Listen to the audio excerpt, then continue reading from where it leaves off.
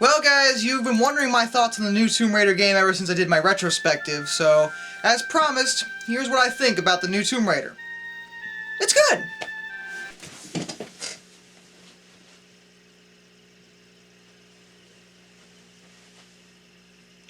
What? Why are you still... Oh! Oh, you want me to review... Oh, wow. Man, this is awkward. See, I thought you just wanted to know what I thought of the game. I didn't think you wanted... Oh. Wow. Oh, what the hell, I got a few minutes. Now, I'll be the first to admit, when the initial trailers came out for the new Tomb Raider reboot, I was pretty skeptical. After all, I'd been following the Tomb Raider series since I was a kid, and it's one of my favorite game series, ever. So, the very idea of rebooting it was, well, for one, I didn't even agree with that from the start. I didn't see a reason to reboot it. And honestly, the trailers made it look like the new reboot was taking the series in an all-new direction, and from what I was seeing, it wasn't a good one.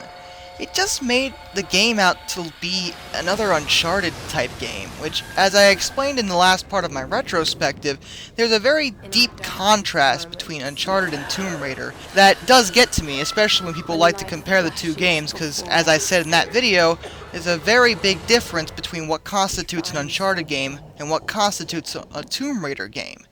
Now, being perfectly realistic, there is a lot about this game that is clearly influenced by the success of the Uncharted franchise, but the thing about this game is that it doesn't really take Tomb Raider in an all-new direction, and quite frankly, it seems like they did this just to get a fresh start and everything, without any of the backstory to worry about, because there's a lot here that really reminded me of the older Tomb Raider games.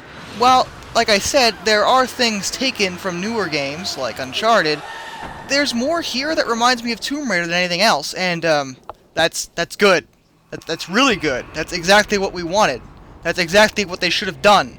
So, it's hard for me to actually complain about the game because, honestly, it's outstanding. This is exactly the way that they should have handled this reboot. Crystal Dynamics, you have done it again.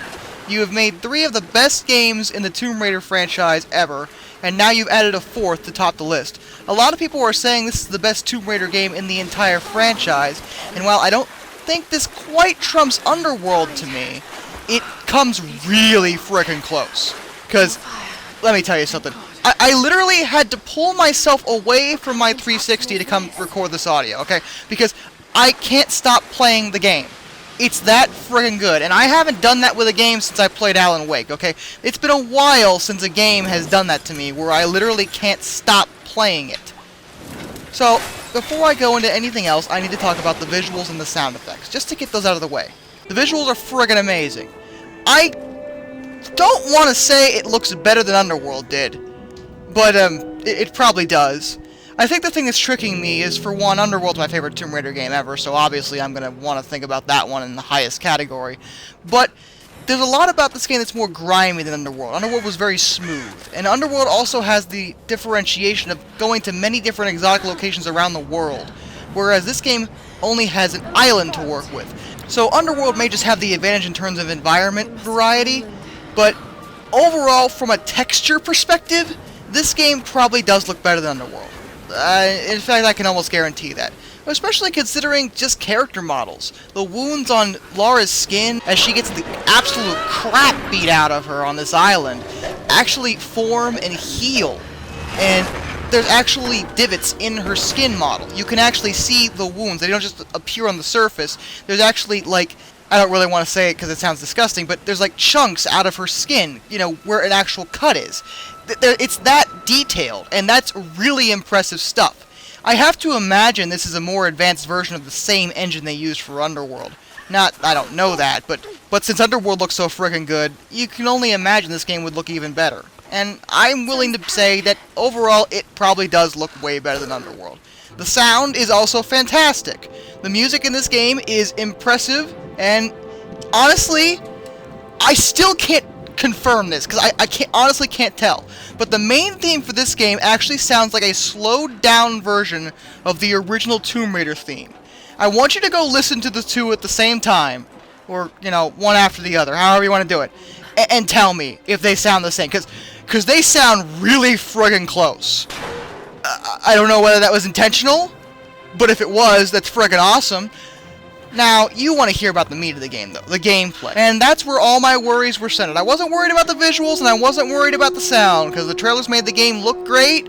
I was more worried about the gameplay, mainly involving the combat. I was absolutely petrified when I saw the fact that this game features cover-based combat, because I was just seeing this game with nothing but cover-based. I thought it was just going to be just like the Uncharted games, where all I would have to do is frickin' go behind cover and just shoot.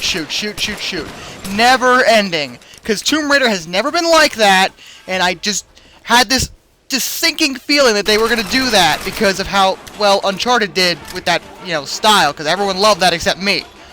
But they didn't. They didn't forget what constitutes a Tomb Raider game.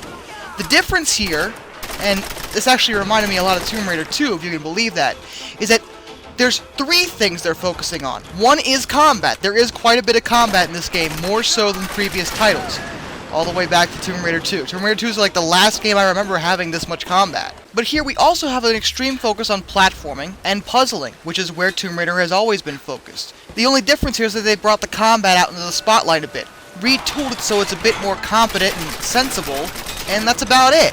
There's just more of it, but not too much. They have a nice balance of everything. So there's something here for everyone. People who like the combat will have enough of that. People like me who want the platforming and the puzzling will have plenty of that.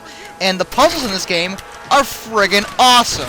This is some of the most impressive puzzling work I've ever seen. Most of them are physics-based, and they're just like the ones I saw in Underworld. Underworld had really good puzzles too, and that hasn't changed. Another thing that had me worried was that this game was going to feature a more open world approach, and by more open world I mean you have an entire island to wander around in. This had me concerned because, I don't know about you guys, I know a lot of people like the concept, but open worlds, particularly in a Tomb Raider game, because Tomb Raider games have always been relatively linear in their approach, with isolated levels, you're free to wander around within those confines, but you couldn't, wander to different levels and backtrack and stuff. But here they made it so that you could do that, and I was afraid of that because open worlds have always been a hindrance in games as far as I was concerned. I always hated having to wander to different missions. But they handled it so well. You see, if you're following the main story, which you probably are if it's your first playthrough, all you have to do is walk forward. There's always a clear direction, and the story follows a fairly linear path. So you're never really lost, and you're never really confused. The path forward is always clear and in front of you.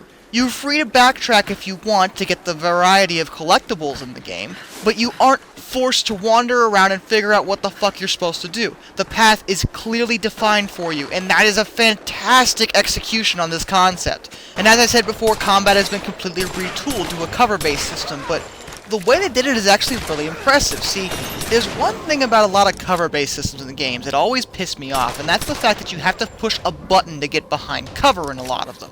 This drives me friggin' nuts, because what happens is that I get stuck to the wall, and I forget to get off the wall, and it's really difficult to do for some reason. You can't just hit back in some games. It really depends on which game, of course, but in a lot of them, I just get stuck on the wall, the enemies come around the corner and just blast my face off at point blank.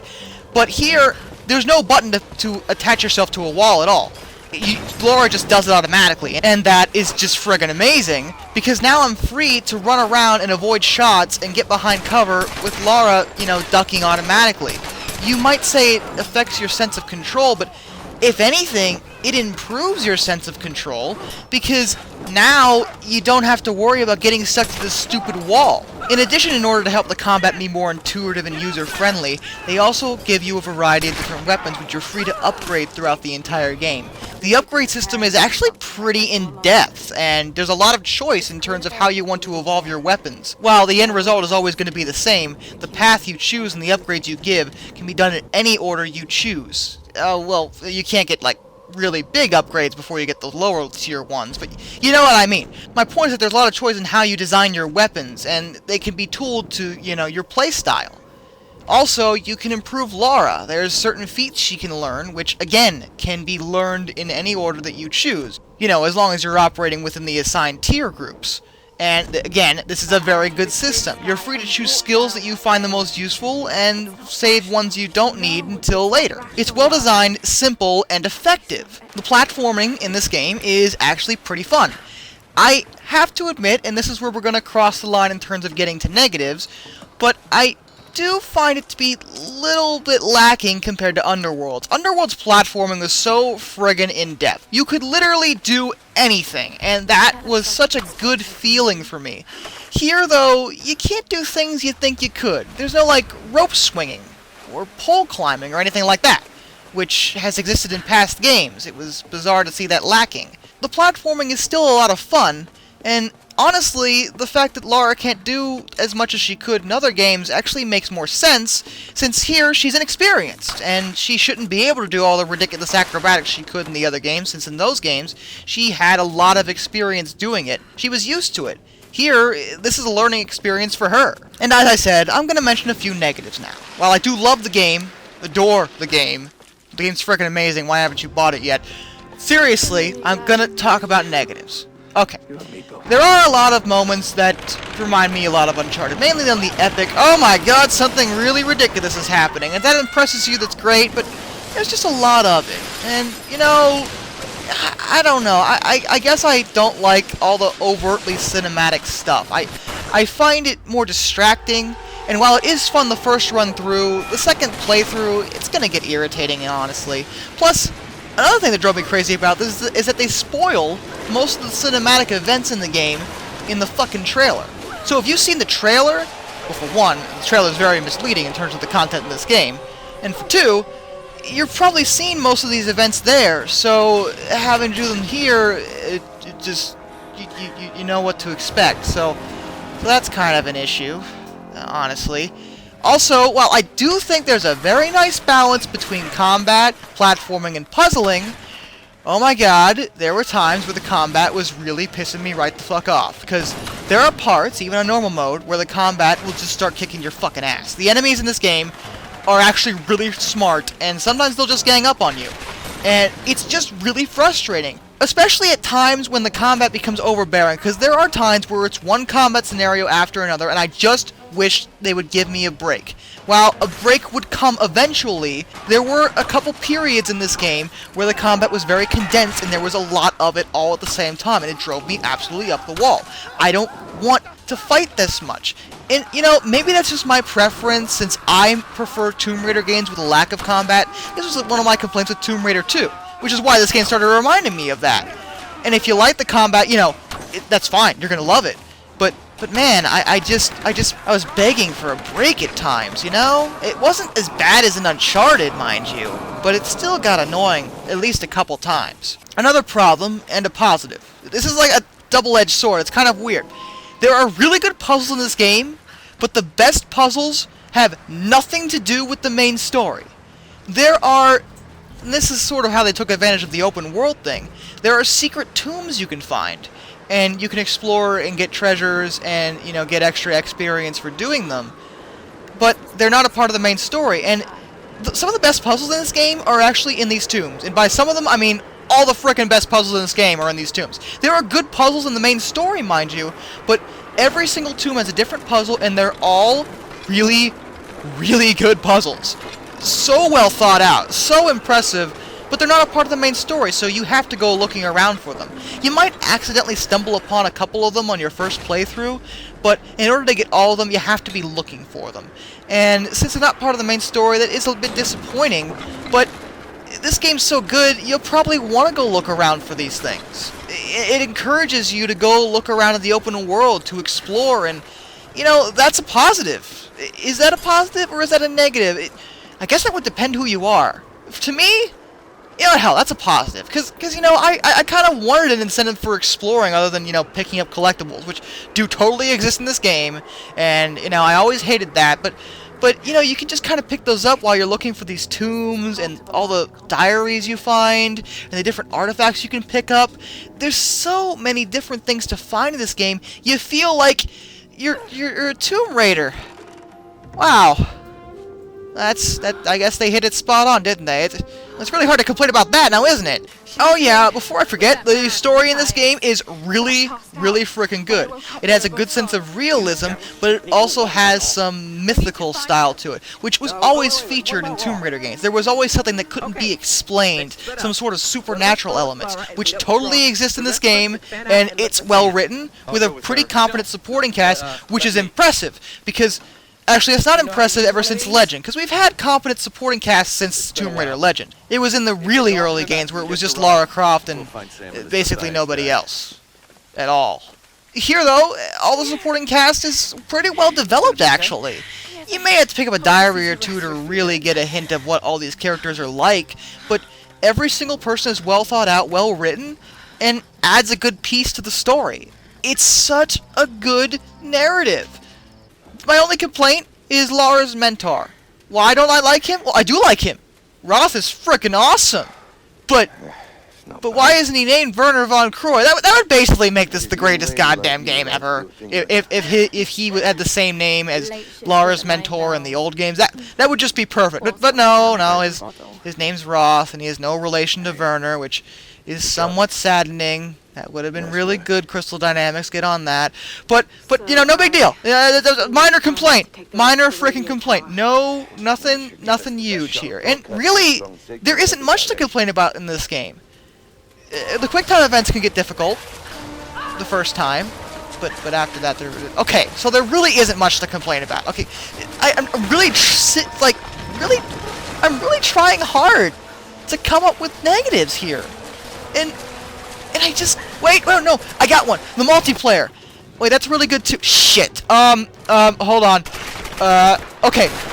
The multiplayer doesn't have that many features. It just has, like, 4 game modes and, you know...